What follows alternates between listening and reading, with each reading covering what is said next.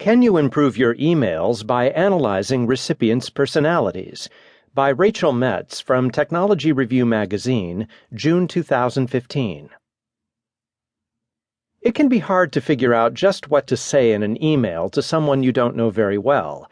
A startup wants to make this easier by correcting messages as you type, suggesting changes that may make the recipient more receptive to what you're saying. These suggestions are gleaned from data gathered about the recipients online. Crystal, which launched in an invite-only beta in March, attempts to show you the best and worst ways to converse with people, in messages and in person, by scrutinizing publicly available data from LinkedIn, Twitter, blogs, and other online sources. The startup lets users look up people's personality profiles on its website for free.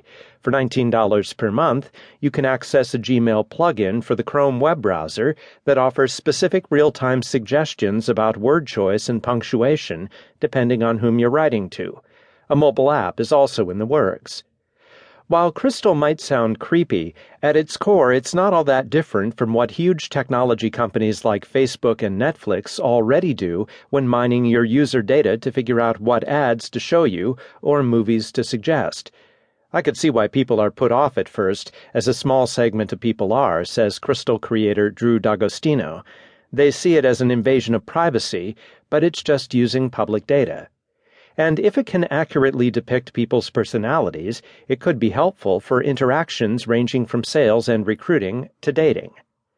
When you type in a name on Crystal's website, Crystal looks it up in an existing database of profiles based on data pulled from sites like LinkedIn, Twitter, Yelp, and startup information site Crunchbase, as well as from reviews on Amazon.com.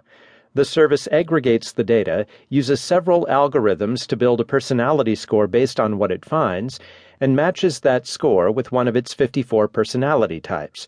D'Agostino says these types are determined by using a few existing personality assessment tools.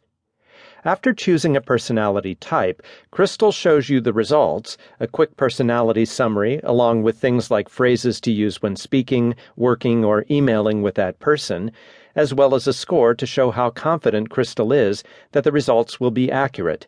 The more data it has to munch on about a person, the higher the confidence score. When I look up Barack Obama, for example, Crystal deduces that the president is friendly, casual, and extremely perceptive, connecting the dots more quickly than others, but occasionally rambling in conversation. It suggests that when I email him, I use an emoticon and appeal to his feelings to drive him to action. In addition to the president, I looked up some co-workers and family members on Crystal to see how accurately it captured their personalities. Then I wrote a few emails with Crystal's Gmail plugin to see what kinds of suggestions it gave me for crafting notes to different kinds of people.